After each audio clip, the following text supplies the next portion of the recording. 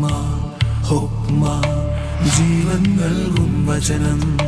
ഹുക്മ ഹുക്മ ജ്ഞാനം നൽകും വചനം. ഹുക്മ ഹുക്മ ജീവൻ നൽകും വചനം. ഹുക്മ ഹുക്മ ജ്ഞാനം നൽകും വചനം. ഈശോ മിശിഹായ്ക്ക് സ്തുതിയായിരിക്കട്ടെ. ലേവ്യരുടെ പുസ്തകത്തിന്റെ ആമുഖം കഴിഞ്ഞു. ഇനി നമ്മൾ പ്രവേശിക്കുന്നത് ഇതിന്റെ പ്രത്യേകതകളിലേക്കാണ്.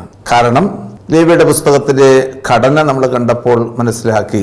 അതിന്റെ 1 മുതൽ 10 വരെയുള്ള അധ്യായങ്ങൾ ബലിയർപ്പണത്തെക്കുറിച്ചുള്ള അധ്യായങ്ങളാണ്. നമ്മളുടെ ഈ ബലിയർപ്പണത്തെക്കുറിച്ചുള്ള ആ വലിയ ചിന്തകളെ ദൈവസന്നിധിയിലേക്ക് ഉയർത്തിക്കൊണ്ട് കർത്താവ് നമുക്ക് വേണ്ടി നടത്തിയ പരമമായ ബലിയിലൂടെ നമുക്ക് കിട്ടുന്ന ആ വലിയ സന്തോഷത്തെയും സമാധാനത്തെയും ദൈവത്തിനു മുമ്പിൽ സ്നേഹത്തോടുകൂടി അർപ്പിച്ചുകൊണ്ട് ഈ എപ്പിസോഡിലേക്ക് നമുക്ക് പ്രവേശിക്കാം. നേരത്തെ സൂചിപ്പിച്ചതുപോലെ സാക്ഷ്യകൂടാരത്തിന്റെ ഉള്ളിൽ നിന്നുകൊണ്ടാണ് മോശയ്ക്ക് ദൈവമായ കർത്താവ് ഇങ്ങനെയുള്ള കൽപ്പനകൾ കൊടുക്കുന്നത്. അതാണ് ഒന്നാമതായിട്ട് നമ്മൾ മനസ്സിലാക്കുക. രണ്ടാമത്തെ നമ്മുടെ ചിന്ത ഇപ്രകാരമാണ് പോകുന്നത്: എങ്ങനെയാണ് 1 മുതൽ 10 വരെയുള്ള അധ്യായങ്ങളെ വിശുദ്ധ ഗ്രന്ഥകാരൻ ക്രമീകരിച്ചിരിക്കുന്നത്? ഈ 2 കാര്യങ്ങളെ മനസ്സിലാക്കിയിട്ട് വേണം ഇതിന്റെ ബലിയർപ്പണത്തിന്റെ വിവിധ വശങ്ങളെ കുറിച്ച് നമുക്ക് ഒന്ന് മനസ്സിലാക്കാൻ. ആദ്യം രണ്ടാമത്തെ ഭാഗത്തെ, പ്രത്യേകിച്ച് ഘടനയെക്കുറിച്ച് ഒന്ന് വിശദീകരിക്കുന്നത് നല്ലതായിരിക്കും. 1 മുതൽ 7 വരെയുള്ള അധ്യായങ്ങൾ വിവിധങ്ങളായിട്ടുള്ള ബലിയർപ്പണത്തിന്റെ രീതികളെ കുറിച്ചാണ് പ്രതിപാദിച്ചിരിക്കുക. അവിടെ ഒരു സാക്ഷ്യകൂടാരമുണ്ട്. ആ സാക്ഷ്യകൂടാരത്തിനുള്ളിലാണ് ബലിയർപ്പണം നടത്തേണ്ടത്. ആ ബലിയർപ്പണം നടത്തേണ്ടത് പുരോഹിതനാണ്. ബലിവസ്തുക്കൾ കൊണ്ടുവരുന്നത് ദൈവജനമാണ്. ബലിവസ്തു അർപ്പിക്കേണ്ടത് സ്ഥലം ബലിപീഠമാണ്. ഇങ്ങനെയുള്ള ഓരോ വസ്തുതകളെ കുറിച്ച്, എന്തിനു വേണ്ടിയിട്ട് ബലിയർപ്പിക്കുന്നു എന്നതിനെ കുറിച്ചൊക്കെയുള്ള കൃത്യമായ നിർദ്ദേശങ്ങൾ നൽകുന്ന ബലിയർപ്പണത്തിന്റെ ഭാഗമാണ് 1 മുതൽ 7 വരെയുള്ള അധ്യായങ്ങൾ. എന്നാൽ 8ഉം 9ഉം അധ്യായങ്ങൾ അത് പ്രത്യേകമായിട്ട് മാറ്റിവെച്ചിരിക്കുന്ന അധ്യായങ്ങളാണ്. പൗരോഹിത്യത്തിന്റെ ശ്രേഷ്ഠതയെക്കുറിച്ചും പുരോഹിതൻ ആരാണെന്നും ആ പൗരോഹിത്യത്തിലൂടെ അല്ലെങ്കിൽ പുരോഹിതന്റെ അഭിഷേകം എപ്രകാരമാണെന്നും 7 ദിവസം പുരോഹിതനു വേണ്ടി മോശ ബലിയർപ്പിക്കുന്നു. എന്നാൽ 8ാമത്തെ ദിവസം പുരോഹിതൻ ബലിയർപ്പിക്കുന്നു. ഈ ഒരു ചിന്തയാണ് ഈ 8 മുതൽ 9 വരെയുള്ള അധ്യായങ്ങളുടെ പ്രതിപാദ്യ വിഷയമായിട്ട് നിൽക്കുക. അതായത് പുരോഹിതന്റെ പ്രത്യേകതകളെക്കുറിച്ചും പൗരോഹിത്യത്തിന്റെ സ്വീകരണത്തെക്കുറിച്ചുമൊക്കെയുള്ള ഭാഗങ്ങളാണ്. ഇതിന്റെ മറ്റൊരു ഭാഗമാണ് നമ്മൾ നേരത്തെ കണ്ടു കഴിഞ്ഞത്. പുറപ്പാട് പുസ്തകത്തിന്റെ 28, 29 അധ്യായങ്ങളിലൂടെ ആരാണ് പുരോഹിതൻ എന്ന ഒരു തലക്കെട്ടിലൂടെ ഒരു എപ്പിസോഡ് നമ്മൾ ചെയ്തിട്ടുണ്ട്. രണ്ടാമതായി ഇനി അടുത്ത് വരുന്നത് 10ാമത്തെ അധ്യായമാണ്. 10ാമത്തെ അധ്യായത്തിൽ പുരോഹിത വംശത്തിനുണ്ടായ വലിയൊരു വീഴ്ചയെക്കുറിച്ചാണ് പറയുന്നത്. പുരോഹിതൻ ദൈവസന്നിധി ശുശ്രൂഷ ചെയ്യേണ്ടവനാണെന്നും ദൈവത്തോടുള്ള ബന്ധത്തിൽ വ്യാപരിക്കേണ്ടവനാണെന്നും അവനു വേണ്ടി കാഴ്ചകളും ബലികളും അർപ്പിക്കേണ്ടത് മോശയുടെ ദൗത്യമാണെന്നും അവൻ ബലിയർപ്പണത്തിന് ശേഷം 8ാമത്തെ ദിവസം ഈ പുരോഹിതൻ ദൈവജനത്തിന് വേണ്ടി ബലിയർപ്പിക്കുമെന്നൊക്കെ പറഞ്ഞതിന് ശേഷം അവിടെ പുരോഹിതനുണ്ടാകുന്ന അപജയങ്ങളെ കുറിച്ചാണ് പറയുന്നത്. അവിടെ പുരോഹിത വംശത്തിൽപ്പെട്ടവര് അപജയങ്ങൾ ഉണ്ടാകുന്നു. അവർ പൗരോഹിത്യത്തിന്റെ മാന്യത മനസ്സിലാക്കാതെ പ്രവർത്തിക്കുന്നു. അങ്ങനെ അവർക്ക് കിട്ടുന്ന ശിക്ഷയെക്കുറിച്ചാണ് 10ാമത്തെ അധ്യായത്തിൽ പ്രതിപാദിച്ചിരിക്കുക. ആ ശിക്ഷയിൽ നിന്ന് ജനത്തെ മോചിപ്പിക്കാൻ വേണ്ടി ഉള്ള ഒരു ബലിയർപ്പണമാണ് പാപപരിഹാര ബലി എന്ന് പറയുന്ന ബലി. അത് പുരോഹിതന് വേണ്ടി മാത്രമല്ല, ജനത്തിനു വേണ്ടി കൂടി ആണ്ടിലൊരിക്കൽ നടത്തപ്പെടുന്ന ഒരു ശുശ്രൂഷയാണ് പാപപരിഹാര ബലി, അല്ലെങ്കിൽ യോം കിപ്പൂർ എന്ന് പറയുന്ന തിരുനാൾ. ആ തിരുനാളിനെ കുറിച്ചാണ് ലേവ്യരുടെ പുസ്തകം 16ാമത്തെ അധ്യായത്തിൽ പ്രതിപാദിച്ചിരിക്കുക. അതുകൊണ്ട് നമ്മൾ ഈ ഭാഗം കാണുമ്പോൾ 1 മുതൽ 10 വരെയുള്ള അധ്യായങ്ങൾ കാണുമ്പോൾ 16ാമത്തെ അധ്യായം കൂടി ഒന്ന് നോക്കുന്നത് നല്ലതായിരിക്കും. കാരണം മറ്റ് ഭാഗങ്ങളുമായിട്ട് എങ്ങനെയാണ് ഈ 16ാമത്തെ അധ്യായം ബന്ധപ്പെട്ടിരിക്കുന്നത് എന്ന് തുടർന്ന് വരുന്ന എപ്പിസോഡുകളിലൊക്കെ നിങ്ങൾക്ക് കാണാൻ സാധിക്കും. അതുകൊണ്ട് ആരംഭത്തിൽ നമ്മൾ ഇതിന്റെ ഘടനയെക്കുറിച്ച് പറഞ്ഞു. ഇനി രണ്ടാമതായിട്ട് നമ്മൾ പറയാൻ പോകുന്നത് ഇതിന്റെ സാക്ഷ്യകൂടാരത്തിന്റെ പ്രത്യേകതകളെ കുറിച്ചാണ്. ഒരു സാക്ഷ്യകൂടാരം ഉണ്ടാക്കണമെന്ന് മോശയോട് ദൈവമായ കർത്താവ് പറഞ്ഞു. മോശ അതിൻ പ്രകാരം ഒരു സാക്ഷ്യകൂടാരം ഉണ്ടാക്കി. ആ സാക്ഷ്യകൂടാരത്തിൽ വാഗ്ദാന പേടകം സ്ഥാപിച്ചു. ആ പേടകത്തിനു മുമ്പിൽ ഒരു ബലിപീഠം സ്ഥാപിച്ചു. അപ്പോൾ ഇത് നോക്കിക്കഴിഞ്ഞാൽ പേടകത്തിലേക്ക്, വാഗ്ദാന പേടകം ഇരിക്കുന്ന അതിവിശുദ്ധ സ്ഥലത്തേക്ക് പുരോഹിതൻ പ്രവേശിക്കുന്നില്ല. അൽമായും പ്രവേശിക്കുന്നില്ല, ലേവായും പ്രവേശിക്കുന്നില്ല. മറിച്ച് അവൻ പ്രവേശിക്കുന്ന സ്ഥലം എന്ന് പറയുന്നത് ബലിപീഠത്തിന്റെ അടുത്തേക്കാണ്. ഇത് ആദ്യകാലങ്ങളിലെ ദേവാലയത്തിന്റെ രൂപവും ഇത് തന്നെയായിരുന്നു. ബാക്ക്ഗ്രൗണ്ടിൽ നിങ്ങൾക്ക് കാണാൻ സാധിക്കും എങ്ങനെയായിരുന്നു ആ ദേവാലയത്തിന്റെ ഘടന നിശ്ചയിച്ചിരുന്നത്. ജനം നിൽക്കുന്ന സ്ഥലമുണ്ട്, അതിൻ്റെ ഏറ്റവും മുമ്പിലായിട്ട് ഒരു ബലിപീഠമുണ്ട്. ആ ബലിപീഠത്തിലാണ് ബലിയർപ്പണം നടത്തിയിരുന്നത്. അതിനുശേഷം കാണുന്നതാണ് വാഗ്ദാന പേടകം വഹിച്ചിരിക്കുന്ന അതിവിശുദ്ധ സ്ഥലം എന്നതുകൊണ്ട് ഉദ്ദേശിക്കുക. അപ്പൊ ഈ ബലിപീഠത്തിന് മറ്റൊരു പ്രത്യേകത ഉള്ളത്, ഇവിടെ ഈ ബലിപീഠത്തെ അലങ്കരിച്ചിരുന്നത് നമ്മുടെ ഈ വിവരണങ്ങളിലൊക്കെ നമുക്ക് കാണാൻ സാധിക്കുന്നത് ബലിപീഠത്തിന്റെ കൊമ്പുകളിലേക്ക് രക്തമൊഴിക്കപ്പെടും. ആ രക്തം തളിക്കപ്പെടുന്നു. അവിടെ ബലിപീഠത്തിൽ 4 കൊമ്പുകൾ ഉണ്ടായിരുന്നു. എന്താണ് ആ 4 കൊമ്പുകളുടെ പ്രത്യേകത? അത് ഒരു പവറിന്റെ, ശക്തിയുടെ ഒരു സിംബലായിട്ട് നിൽക്കുകയാണ്. ഈ കൊമ്പുകൾക്ക് ഹെബ്രായ ഭാഷയിൽ കേറൻ എന്നാണ് വിശേഷിപ്പിക്കുക. അത് ഒരു ശക്തിയെക്കുറിച്ചും അതൊരു മഹത്വത്തെക്കുറിച്ചുമുള്ള ഒരു ചിന്തയാണ് പ്രധാനമായിട്ട് നൽകുക. ഈ ബലിപീഠത്തിന്റെ അടുത്തേക്ക് വരുന്നവന് ശക്തി കിട്ടുന്നു. ബലിപീഠത്തിന്റെ അടുത്തേക്ക് വരുന്നവൻ മഹത്വമുള്ളവനായിട്ട് മാറുന്നു. ഈ ഒരു വലിയ ചിന്തയാണ് ഈ ബലിപീഠത്തിന്റെ അതിന്റെ സൈഡുകളിൽ വെച്ചിരിക്കുന്ന ഈ കൊമ്പുകൾ അർത്ഥമാക്കുന്നത്. ഒരു ദേവാലയത്തിന്റെ കോൺസക്രേഷൻ വരുമ്പോൾ, അല്ലെങ്കിൽ ഈ ദേവാലയത്തിന്റെ കോൺസക്രേഷൻ, പ്രത്യേകിച്ച് പുറപ്പാടിന്റെ പുസ്തകം 21-ാം അധ്യായം 12-ാമത്തെ വാക്യത്തിലും എസെക്കിയേലിന്റെ പുസ്തകം 43-ാം അധ്യായം 20-ാമത്തെ വാക്യത്തിലുമൊക്കെ ഈ കൊമ്പുകൾ നമുക്ക് കാണാൻ സാധിക്കും. എന്തിനാണ്? ഇത് ദൈവത്തിൻ്റെ ശക്തിയെക്കുറിച്ചും ദൈവത്തിൻ്റെ മഹത്വത്തെക്കുറിച്ചും നമ്മളെ ഓർമ്മിപ്പിക്കുകയാണ്. അതുകൊണ്ട് ദൈവത്തിൻ്റെ മഹത്വത്തെക്കുറിച്ച്, അതുകൊണ്ട് വിശുദ്ധമായ രക്തം ചിന്തി ഒരു പാപപരിഹാരം നൽകുന്ന സ്ഥലമാണ്. അതുപോലെ തന്നെ ദൈവത്തിൻ്റെ കാരുണ്യത്തിൻ്റെയും ദൈവത്തിൻ്റെ അടുത്തേക്ക് നമ്മളെ ചെന്ന് അടുപ്പിക്കുന്ന, അല്ലെങ്കിൽ അവിടേക്ക് നമ്മളെ കൊണ്ടുവന്നിരിക്കുന്ന അഭയശിലയായിട്ട് ഈ ബലിപീഠം മാറുന്ന രംഗവും നമുക്ക് വിശുദ്ധ ഗ്രന്ഥത്തിൽ നമുക്ക് കാണാൻ സാധിക്കും. രാജാക്കന്മാരുടെ 1-ാമത്തെ പുസ്തകത്തിലെ ജോവാബ് തന്നെ കൊല്ലാൻ വരുന്ന ആളുകളിൽ നിന്ന് രക്ഷപ്പെടുന്നത് ദേവാലയത്തിന്റെ അടുത്തേക്ക് ചെന്ന് ഈ ദേവാലയത്തിന്റെ ബലിപീഠത്തിലുള്ള കൊമ്പുകളിൽ പിടിച്ചാണ് അദ്ദേഹം രക്ഷപ്പെടുന്നത് എന്ന് രാജാക്കന്മാരുടെ പുസ്തകം നമ്മളെ ഓർമ്മപ്പെടുത്തുന്നുണ്ട്. അതുകൊണ്ട് ഇത് ദൈവത്തിന്റെ കരുണയുടെ സ്ഥലമാണ്.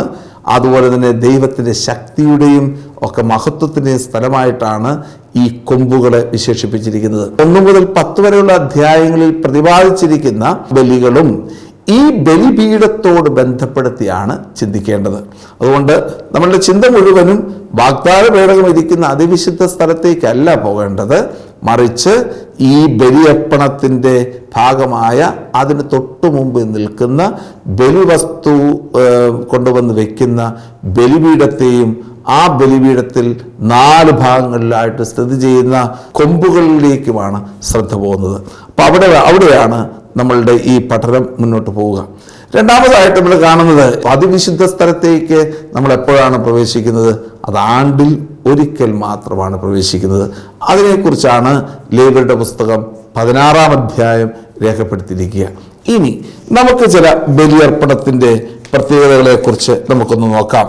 എന്തൊക്കെയാണ് ബലിയർപ്പണത്തിൻ്റെ പ്രത്യേകത? 1-ാമത്തെ ബലിയർപ്പണത്തെക്കുറിച്ച് ലേവ്യരുടെ പുസ്തകം 1-ാം അധ്യായം 1 മുതലുള്ള തിരുവചന ഭാഗങ്ങൾ നമ്മളെ ഓർമ്മപ്പെടുത്തുന്നു. ദഹനബലി, ധാന്യബലി, സമാധാന ബലി, പാപപരിഹാര ബലി, പ്രായശ്ചിത്ത ബലി എന്നിങ്ങനെ 5 തരം ബലിയർപ്പണങ്ങളാണ് ബലിപീഠത്തിൻ്റെ ചുറ്റിലും നടത്തപ്പെടുക. അതിലാദ്യത്തെ ബലിയർപ്പണമാണ് ദഹനബലി എന്ന് പറയുന്നത്. എന്താണ് ദഹനബലിക്ക് പ്രത്യേകത? 'നിങ്ങളിൽ ആരെങ്കിലും കർത്താവിന് ബലിയർപ്പിക്കാൻ വരുമ്പോൾ 2 കാലിക്കൂട്ടത്തിൽ നിന്നോ ആട്ടിൻകൂട്ടത്തിൽ നിന്നോ ബലിമൃഗത്തെ കൊണ്ടുവരണം. ദഹനബലി എന്ന് പറയുന്നത് ഉയരുക എന്ന അർത്ഥത്തിൽ ഒലെ എന്ന വാക്കാണ് ഹെബ്രായ ഭാഷയിൽ ഉപയോഗിക്കുക. ഒലെ എന്ന് പറഞ്ഞു കഴിഞ്ഞാൽ ഉയരുക എന്നതാണ് അർത്ഥം. ദഹനബലിയിൽ അർപ്പിക്കുന്ന ആ ബലിവസ്തുവിൻ്റെ സുഗന്ധം ഉയരുമ്പോഴാണ് ആ ബലിയുടെ പ്രത്യേകതയായിട്ട് നമ്മൾ കാണുന്നത്. ഇത് നമുക്ക് കാണാൻ സാധിക്കുന്നത് ഉൽപ്പത്തി പുസ്തകത്തിൻ്റെ 8-ാമത്തെ അധ്യായത്തിൽ നോഹ അർപ്പിച്ചത് ഒരു ദഹനബലിയായിരുന്നു. കർത്താവിന് വേണ്ടി സമർപ്പിച്ച ഒരു ബലി. ഇതിൻ്റെ സുഗന്ധം കർത്താവ് സ്വീകരിച്ചപ്പോൾ അവിടുന്ന് ഈ നോഹയുമായിട്ട് ഒരു ഉടമ്പടി സ്ഥാപിക്കാൻ വേണ്ടിയിട്ട് ഇറങ്ങി വരുന്ന രംഗമാണ് ഉൽപ്പത്തി പുസ്തകത്തിൻ്റെ 8-ാം അധ്യായത്തിൽ നമ്മൾ കാണുക. എന്താണ് ഈ ബലിയുടെ പ്രത്യേകത? അടുത്തത്, ഈ ബലി അർപ്പിക്കുമ്പോൾ എന്തൊക്കെ ചെയ്യണമെന്നതിനെക്കുറിച്ച്, എന്തൊക്കെ വസ്തുക്കൾ കൊണ്ടുപോകണമെന്നതിനെക്കുറിച്ച് എന്ന് കൊടുത്തിരിക്കുന്നു. ദഹനബലിക്കുള്ള മൃഗം കാലിക്കൂട്ടത്തിൽ നിന്നാകണം. അങ്ങനെയാണെങ്കിൽ ഊനമറ്റ ഒരു കാളയെ സമർപ്പിക്കണം. ഇവിടെ പറഞ്ഞിരിക്കുന്ന എല്ലാ ബലികളിലും ഏറ്റവും ശ്രേഷ്ഠമായത് സമർപ്പിക്കണമെന്നാണ് വിശുദ്ധ ഗ്രന്ഥം നമ്മെ പഠിപ്പിക്കുന്നത്. കാരണം ഒരു ബലിയർപ്പണം പോലും മോശമായിട്ട് മാറരുത്. നമുക്കറിയാം, മലാക്കിയുടെ പുസ്തകത്തിൻ്റെ 1-ാമത്തെ അധ്യായം എടുത്ത് നോക്കിക്കഴിയുമ്പോൾ അവിടെയും എങ്ങനെയാണ് കർത്താവിന് ബലിയർപ്പിക്കേണ്ടത് എന്നതിനെക്കുറിച്ച് പറയുന്നുണ്ട്. ഊനമറ്റതിനെ ബലിയർപ്പിക്കണം, മുടന്തിനുള്ളതിനെ ബലിയർപ്പിക്കാൻ പാടില്ല. അത് ഏതെങ്കിലും ഡിഫക്റ്റ് ഉള്ളതിനെ ഒന്നും തന്നെ കർത്താവിൻ്റെ ബലിപീഠത്തിലേക്ക് കൊണ്ടുവരാൻ പാടില്ല. ഏറ്റവും ശ്രേഷ്ഠമായതിനെ ബലിയർപ്പിക്കണം. കായൻ്റെയും ആബേലിൻ്റെയും ബലിയുടെ പ്രത്യേകതകൾ തന്നെ ഇത് നമ്മളെ ഓർമ്മപ്പെടുത്തുന്ന ഘടകമാണ്. ഇനി രണ്ടാമതായിട്ട്, അവൻ ബലിമൃഗത്തിൻ്റെ എന്താണ് കർത്താവിന് സ്വീകാര്യമാകാൻ അതിനെ സമാഗമ കൂടാരത്തിൻ്റെ വാതിൽക്കൽ കൊണ്ടുവരണം. എന്നിട്ട് അവൻ ബലിമൃഗത്തിൻ്റെ തലയിൽ കൈകൾ വയ്ക്കണം. എന്തിനാണ് തലയിൽ കൈകൾ വയ്ക്കുന്നത്? ബലിമൃഗത്തിൻ്റെ തലയിൽ കൈവയ്ക്കുന്നത് നമ്മുടെ പാപം ആ ബലിമൃഗത്തിലേക്ക് ആവഹിക്കാൻ വേണ്ടിയിട്ടാണ്. പ്രത്യേകിച്ച് വീണ്ടും നമ്മൾ കാണുന്നത് ലേവ്യരുടെ പുസ്തകത്തിൻ്റെ 16-ാം അധ്യായത്തിലാണ്. 2 ആട്ടിൻകുട്ടികളെ അവിടേക്ക് കൊണ്ടുവരും. ആ ഒരു ആട്ടിൻകുട്ടിയുടെ തലയിൽ ജനമെല്ലാം കൈകൾ വെച്ചിട്ട് ലോകത്തിൻ്റെ മുഴുവൻ, അവരുടെ പാപം മുഴുവൻ അതിൻ്റെ മേൽ ആവാഹിക്കും. എന്നിട്ട് അതിനെ പറഞ്ഞു വിടും. അതിനെ അസാസൽ എന്നാണ് വിശേഷിപ്പിക്കുക. ഇപ്രകാരം ജനത്തിൻ്റെ പാപം മുഴുവനും ദഹന ബലി അർപ്പിക്കുന്ന ബലിവസ്തുവിലേക്ക് ആവാഹിക്കപ്പെടുകയാണ്. എന്നിട്ട് അത് അവൻ്റെ പാപങ്ങളുടെ അടുത്ത് കഴിഞ്ഞിട്ട് അഹറോന്റെ പുത്രന്മാരായ പുരോഹിതന്മാർ അവൻ്റെ രക്തമെടുത്ത് അവൻ കർത്താവിന് മുമ്പിൽ വെച്ച് കാളക്കുട്ടിയെ കൊല്ലണം. കൊന്നതിന് ശേഷം അഹറോന്റെ പുത്രന്മാർ അതിൻ്റെ രക്തമെടുത്ത് സമാഗമ കൂടാരത്തിൻ്റെ വാതിക്കലുള്ള ബലിപീഠത്തിന് ചുറ്റും തളിക്കണം. ആരാണ് തളിക്കുന്നത് ഇപ്പം മനസ്സിലാവുന്നുണ്ട്? അതായത് പുരോഹിതന്മാർക്ക് മാത്രമേ ബലിപീഠത്തിലേക്ക് പ്രവേശനമുള്ളൂ. ഇതിൻ്റെ അകത്ത് കൊണ്ടുവന്നിരിക്കുന്നത് ബലിയർപ്പകൻ കൊണ്ടുവരുന്നു, ബലിവസ്തുവിനെ കൊണ്ടുവരുന്നു, ബലിവസ്തുവിനെ മേൽ തങ്ങളുടെ പാപത്തെ ആവാഹിക്കുന്നു, അതിനുശേഷം അതിനെ കൊല്ലുന്നു. അതുവരെയുള്ള കർമ്മങ്ങൾ നടത്തുന്നത് ജനമാണെങ്കിൽ അതിൻ്റെ രക്തമെടുത്ത് ജനത്തിന് ബലിപീഠത്തിന്മേൽ തളിക്കുകയും അതുപോലെ തന്നെ ബലിമൃഗത്തിൻ്റെ തോലിരിഞ്ഞ് കഷ്ണങ്ങളായിട്ട് മുറിക്കുകയും ബലിപീഠത്തിൽ തീ കൂട്ടി അതിനു മുകളിൽ വിറകടുക്കി വയ്ക്കുകയും ഒക്കെ ചെയ്യുന്നത് ആരാണ്? പുരോഹിതനാണ്. അതുകൊണ്ടാണ് ഈ ലേവ്യരുടെ പുസ്തകത്തെ പൗരോഹിത്യത്തിൻ്റെ ഒരു ദർശനമായിട്ട് അവതരിപ്പിച്ചിരിക്കുന്നത്. ഇനി രണ്ടാമതായിട്ട്, ഈ ദഹനബലിക്ക് ആദ്യം ഒരു കാളക്കുട്ടിയാകാം, രണ്ടാമതായിട്ട് ചെമ്മരിയാടിനെ കോലാടോ ആണെങ്കിൽ അത് ഊനമറ്റ മുട്ടാടായിരിക്കണം. എന്നിട്ട് ബലിപീഠത്തിന് വടക്കുവശത്ത് കർത്താവിൻ്റെ സന്നിധിയിൽ അതിനെ കൊല്ലണം. അതിനുശേഷമുള്ള കർമ്മങ്ങൾ നമ്മൾ പറഞ്ഞതുപോലെ, ആദ്യം പറഞ്ഞതുപോലെയുള്ള കർമ്മങ്ങളാണ്. ഇനി മൂന്നാമതായിട്ട്, ദഹനബലിക്ക് ഒരു പക്ഷിയെയാണ് കൊല്ലുന്നതെങ്കിൽ അത് ചെങ്ങാലിയോ പ്രാവും കുഞ്ഞോ ആയിരിക്കണം. പുരോഹിതൻ അതിനെ ബലിപീഠത്തിൽ കൊണ്ടുവന്ന് കഴുത്ത് പിരിച്ച് മുറിച്ച് ബലിപീഠത്തിൽ വെച്ച് ദഹിപ്പിക്കണം. ഇതാണ് പുരോഹിതൻ ചെയ്യേണ്ടത്. അവിടെ കൊല്ലുകയില്ല, മറിച്ച് കഴുത്ത് പിരിച്ച് ഞെരിച്ച് അതിനെ ബലിപീഠത്തിൽ വെച്ച് ദഹിപ്പിക്കേണ്ട ഉത്തരവാദിത്വം പുരോഹിതനാണ്. ഇതാണ് ദഹനബലി. എന്തിനാണ് ദഹനബലി നടത്തപ്പെടുന്നത്? ദഹനബലി യഥാർത്ഥത്തിൽ നടത്തപ്പെടുന്നത് ദൈവത്തിന്റെ ശ്രദ്ധ പിടിച്ചു പറ്റാൻ വേണ്ടിയിട്ടാണ്. പാപം ചെയ്ത മനുഷ്യൻ ദൈവവുമായിട്ടുള്ള ബന്ധത്തിലേക്ക് കടന്നു വരുമ്പോൾ ദൈവത്തിന്റെ ശ്രദ്ധ പിടിച്ചു പറ്റാൻ വേണ്ടിയിട്ടാണ് ഈ ദഹനബലി അത് അർപ്പിക്കുന്നത്. ഇതാണ് ഒന്നാമത്തെ ബലിയർപ്പണം കൊണ്ട് ഉദ്ദേശിക്കുക. രണ്ടാമത്തെ ബലിയർപ്പണത്തെ കുറിച്ചാണ് ധാന്യബലി എന്നതുകൊണ്ട് ഉദ്ദേശിക്കുക. അതാണ് രണ്ടാമത്തെ അധ്യായത്തിൽ പ്രതിപാദിച്ചിരിക്കുന്നത്. അതിന് മറ്റൊരു വാക്കുണ്ട്, മിൻഹ എന്നാണ് ഹെബ്രായ ഭാഷയിൽ പറയുന്നത്. എന്താണ് മിൻഹ എന്ന വാക്കിന്റെ അർത്ഥം? ദൈവത്തിന് ബഹുമാനവും ആദരവും സ്നേഹവും നന്ദിയും പ്രകടിപ്പിക്കാൻ വേണ്ടി സമർപ്പിക്കുന്ന ഒരു ബലിയാണ് മിൻഹ, ധാന്യബലി. ദൈവത്തിന് ആരാധനയും ആദരവും സ്നേഹവും നന്ദിയും പ്രകടിപ്പിക്കാൻ വേണ്ടി അർപ്പിക്കപ്പെടുന്ന ബലിയാണ് മിൻഹ, ധാന്യബലി. അപ്പോൾ ധാന്യബലി എങ്ങനെയുള്ളതായിരിക്കണമെന്ന് കൃത്യമായിട്ട് ഇവിടെ നിർദ്ദേശങ്ങളുണ്ട്. ഒന്നാമത്തെ നിർദ്ദേശം ഇതാണ്: ധാന്യബലിക്കുള്ള ബലിവസ്തു അത് നേർമയുള്ള മാവായിരിക്കണം. അതിൽ എണ്ണ ഒഴിക്കുകയും കുന്തിരിക്ക വിടുകയും ചെയ്യണം. ഇനി അത് അഹറോന്റെ പുത്രന്മാരായ പുരോഹിതന്മാരുടെ മുമ്പിൽ കൊണ്ടുവരണം. പുരോഹിതൻ ഒരു കൈ മാവും എണ്ണയും കുന്തിരിക്കും മുഴുവനും എടുത്ത് സ്മരണാംശമായി ബലിപീഠത്തിൽ വെച്ച് ദഹിപ്പിക്കണം. ധാന്യബലി ശേഷമുള്ള ഭാഗം അഹറോനും പുത്രന്മാർക്കും ഭക്ഷിക്കാനുള്ളതാണ് എന്ന് നമ്മളെ ഓർമ്മിപ്പിക്കുകയാണ് രണ്ടാമത് ചെയ്തത്. ഇനി അടുത്തത്, ധാന്യബലിക്കുള്ള കാഴ്ചവസ്തു അടുപ്പിൽ ചുട്ടതാണെങ്കിൽ അത് നേരിയ മാവിൽ എണ്ണ ചേർക്കണം.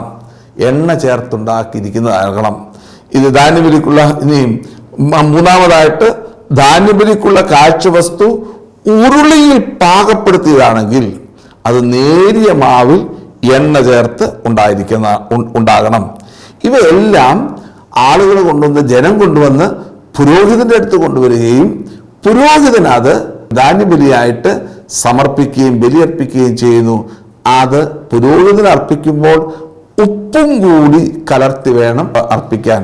കാരണം ഉപ്പ് എല്ലാ പാപത്തെയും നിർമ്മാർജ്ജനം ചെയ്യുന്നതാണ്, ശുദ്ധീകരിക്കുന്നതാണ്.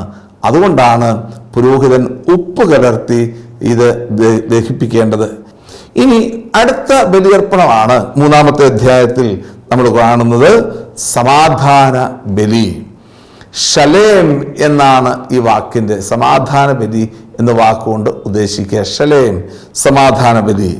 എന്തിനാണ്? ചില അവസരങ്ങളിൽ ഇത് ഉടമ്പടികളെയും സൂചിപ്പിക്കുക. ദൈവവും മനുഷ്യനും തമ്മിലുള്ളതോ മനുഷ്യനും തമ്മിലുള്ളതായ ഉടമ്പടികളുടെ ബന്ധപ്പെട്ടിട്ടുള്ള ബലിയർപ്പണമാണിത്. ദൈവവും മനുഷ്യനും തമ്മിലുള്ള ഉടമ്പടിയുടെ ബലിയർപ്പണമായിട്ടാണ് ഈ സമാധാന ബലിയെ നമ്മൾ കാണുക. എന്നാൽ സമാധാന ബലിക്ക് അർപ്പിക്കുന്നത് ആടോ അല്ലെങ്കിൽ മാടോ ആകാം. എന്നാൽ പക്ഷികളല്ല.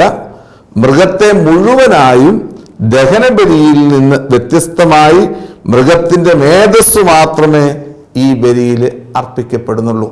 മുഴുവനായിട്ടും അർപ്പിക്കപ്പെടുന്നില്ല. സമാധാന ബലിയിൽ ഇതിനെ മുഴുവനായിട്ട് അർപ്പിക്കപ്പെടുന്നില്ല, മറിച്ച് അതിൻ്റെ മേധസ്സു മാത്രമേ ഉള്ളൂ. ബാക്കി ഭാഗം പുരോഹിതനും അർപ്പകനുമുള്ളതാണ് എന്ന് ഈ ഭാഗത്ത് നമ്മളെ ഓർമ്മിപ്പിക്കപ്പെടുന്നുണ്ട്.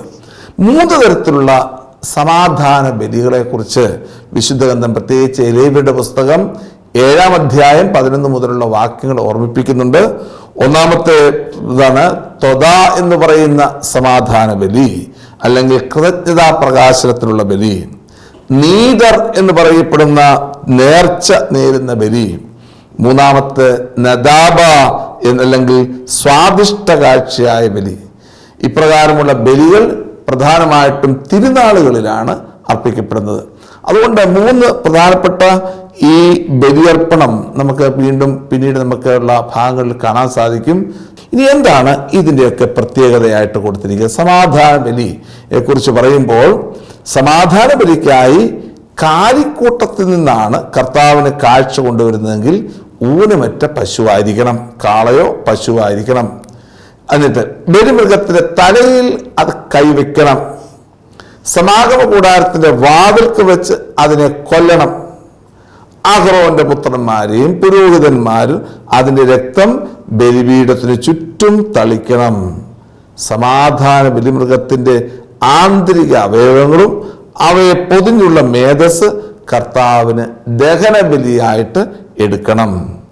എന്നിട്ട് അഹ്റോന്റെ പുത്രന്മാർ അത് വിറക് വെച്ച്, ഈ ബലിപീഠത്തിന്മേൽ വിറക് വെച്ച് ഈ മേധസ്സും ഒക്കെ എടുത്ത് ദൈവത്തിന് പരമമായിട്ടുള്ള സമാധാന ബലിയായിട്ട് അർപ്പിക്കണം. ഇതാണ് ഒന്നാമത്തെ രീതി എന്ന് പറയുക. അതുകൊണ്ട് മറ്റ് ബലിയർപ്പണത്തിൽ നിന്നൊക്കെ വ്യത്യസ്തമായി സമാധാന ബലി എന്ന് പറയുന്നത് പുരോഹിതൻ മേധസ്സും അതുപോലെ തന്നെ അതിൻ്റെ ആന്തരിക അവയവങ്ങളും ഒക്കെ എടുത്ത് ദൈവത്തിന് ബലിയർപ്പിക്കുന്നു. ബാക്കി ഭാഗം പുരോഹിതന്മാർ ഭക്ഷിക്കുന്നു. രണ്ടാമത്തെ ഭാഗം നോക്കിക്കഴിഞ്ഞാൽ ആട്ടുകൂട്ടത്തിൽ നിന്നാണ് സമാധാന ബലിക്കായിട്ട് കൊണ്ടുവരുന്നെങ്കിൽ ഊനമറ്റ മുട്ടാടോ പെണ്ണാടോ ആയിരിക്കണം. അതിനെയും ഇതുപോലെ തന്നെ പുരോഹിതന്റെ അടുത്തേക്ക് കൊണ്ടുവന്ന് പുരോഹിതൻ അതിൻ്റെ ആന്തരിക അവയവങ്ങൾ എടുത്ത് ബലിയായിട്ട് അർപ്പിക്കുന്നു. ബലിമൃഗം കോലാടാണെങ്കിൽ അതിനെ കർത്താവിൻ്റെ മുമ്പിൽ കൊണ്ടുവരണം. അതിൻ്റെ തലയിൽ കൈവച്ചതിന് ശേഷം സമാഗമ കൂടാരത്തിൻ്റെ മുമ്പിൽ വെച്ച് അതിനെ കൊല്ലണം. പിന്നീട് നടക്കുന്ന ശുശ്രൂഷകളെല്ലാം ആരംഭത്തിൽ പറഞ്ഞുവ ശുശ്രൂഷകൾ തന്നെ. കാരണം ഇവിടെ പറയാൻ കാരണം 3 രീതിയിൽ സമാധാന ബലി അർപ്പിക്കാം. ഒന്ന് കാലിക്കൂട്ടത്തിൽ നിന്നാകാം, അല്ലെങ്കിൽ 2 ആട്ടുംകൂട്ടത്തിൽ നിന്നാകാം, 3 കോലാട്ടും കൂട്ടത്തിൽ നിന്നാകാം. ഇങ്ങനെയുള്ള സമാധാന ബലി ദൈവവും മനുഷ്യനും തമ്മിലുള്ള ബന്ധത്തിൻ്റെ ഒരു അനുഭവമായിട്ടാണ് നമ്മൾ കാണുന്നത്. ഇനി മറ്റൊരു കാര്യമുള്ളത്, അത് ലേവ്യരുടെ പുസ്തകത്തിൻ്റെ 7-ാം അധ്യായം 31 മുതൽ 34 വരെയുള്ള തിരുവചനങ്ങളാണ്. അതൊന്ന് വായിച്ചു നോക്കിയിട്ട് നമുക്ക് മനസ്സിലാക്കാം. അതിന് മനോഹരമായ ഒരു പ്രത്യേകത ഉണ്ട്. മേധസ് പുരോഹിതൻ ബലിപീഠത്തിൽ വെച്ച് ദഹിപ്പിക്കണം. എന്നാൽ നെഞ്ച് അഹ്റോനും പുത്രന്മാർക്കും ഉള്ളതാണ്. സമാധാന ബലിക്കുള്ള മൃഗത്തിന്റെ വലത്തെ കുറുക് പ്രത്യേക കാഴ്ചയായി പുരോഹിതന് നൽകണം. വലത്തെ കുറുക് സമാധാന ബലിയുടെ രക്തവും മേധസ്സും അർപ്പിക്കുന്ന അഹ്റോന്റെ പുത്രന്മാർക്കുള്ളത്. നീരാജനം ചെയ്ത നെഞ്ചും അർപ്പിച്ച കുറുകും ഇസ്രായേൽ ജനത്തിൽ നിന്നുള്ള ശാശ്വത അവകാശമായി സമാധാന ബലി എന്ന അഹ്റോനും പുത്രന്മാർക്കും ഞാൻ നൽകിയിരിക്കുന്നു. എന്താണ് ഇവിടെ പറയുന്ന ഒരു പ്രത്യേകത? ഞാൻ നേരത്തെ സൂചിപ്പിച്ചതുപോലെ ദഹനബലിയിലും ധാന്യബലിയിലും സമാധാന ബലിയിലും പുരോഹിതന്റെ അടുത്തേക്ക് ഇത് കൊണ്ടുവരണം. ബലിയർപ്പകൻ പുരോഹിതന്റെ അടുത്തേക്ക് ബലിവസ്തുവിനെ കൊന്ന ബലിവസ്തുവിനെ മുഴുവനായിട്ടോ അല്ലെങ്കിൽ അതിൻ്റെ മേധസ്സോ കൊണ്ടുവരണം. എന്നിട്ട് എന്താണ് ചെയ്യുന്നത്? ബലിപീഠത്തിന് മുമ്പിൽ വന്ന് നിൽക്കും. പുരോഹിതൻ അയാളെ സമീപിച്ച് അദ്ദേഹത്തിൻ്റെ കൈകൾ, അത് വളരെ ശ്രദ്ധേയമാണ്, അദ്ദേഹത്തിൻ്റെ കൈകൾ അർപ്പകന്റെ കൈകളിലോട് ചേർത്ത് വെച്ച് ബലിവസ്തു മുകളിലേക്കും താഴേക്കും വശങ്ങളിലേക്കും തിരിക്കുന്നു. ഇതിനെയാണ് നീരാജനം എന്നുകൊണ്ട് ഉദ്ദേശിക്കുക. എന്തിനാണ് ഇപ്പോൾ? അതായത് നമ്മളിപ്പോൾ പറഞ്ഞ 3 ബലിയർപ്പണത്തിൽ മാത്രമല്ല മറ്റെല്ലാ ബലിയർപ്പണങ്ങളിലും ബലിവസ്തു കൊണ്ടുവരുന്ന ഒരു ബലിയർപ്പകന്റെ പ്രത്യേകതയെക്കുറിച്ചാണ് പറയുന്നത്. ആ ബലിവസ്തു കൊണ്ടുവരുമ്പോൾ ചുമ്മാതെ കൊണ്ടുവരികയല്ല ചെയ്യുന്നത്. ബലിവസ്തു കൊണ്ടുവന്ന് പുരോഹിതന്റെ കൈകളിലേക്ക് കൊടുത്തതിന് ശേഷം പുരോഹിതൻ ആ അർപ്പകന്റെ കൈകളിലേക്ക് തൻ്റെ കൈ നീട്ടി വാങ്ങി മുകളിലേക്കും താഴേക്കും വശങ്ങളിലേക്കും ഈ ബലിവസ്തുവിനെ സമർപ്പിക്കുന്നു. ഇത് പിന്നീട് നമ്മുടെ പാരമ്പര്യത്തിൽ കുരിശാകൃതിയിൽ അർപ്പിക്കുന്ന അനുഭവമായിട്ട് നമ്മൾ കാണുകയാണ്. ഇതിനെയാണ് നീരാജനം എന്നതുകൊണ്ട് ഉദ്ദേശിക്കുക. അതുകൊണ്ട് നമ്മുടെ ഈ 3 പ്രധാനപ്പെട്ട ബലിയർപ്പണത്തിനെ കുറിച്ച് നമ്മൾ കണ്ടു കഴിഞ്ഞു. ഈ ബലിയർപ്പണത്തിലൊക്കെയും ബലിവസ്തു അർപ്പിക്കപ്പെടുന്നത് പുരോഹിതനാണ്. പൗരോഹിത്യത്തിൻ്റെ മഹനീയമായ ധർമ്മത്തെയാണ് ഈ പുസ്തകം നമ്മളെ അവതരിപ്പിക്കുന്നത്. അതുകൊണ്ട് നമുക്ക് ഈ ബലിയർപ്പണത്തോട് നമുക്ക് ചേർന്നുകൊണ്ട് കർത്താവ് നമുക്ക് വേണ്ടി അർപ്പിച്ച പരമമായ ബലിയർപ്പണത്തെ ഹൃദയം തുറന്ന് ധ്യാനിച്ചുകൊണ്ട് നമുക്ക് നമ്മുടെ ജീവിതത്തെ ദൈവസന്നിധിയിലേക്ക് ഉയർത്താം. ദൈവമേ നന്ദി എന്ന് പറഞ്ഞുകൊണ്ട് നമുക്കിത് അവസാനിപ്പിക്കാം. ജീവൻ നൽകും വചനം. ഹുക്മ ജ്ഞാനം നൽകും വചനം.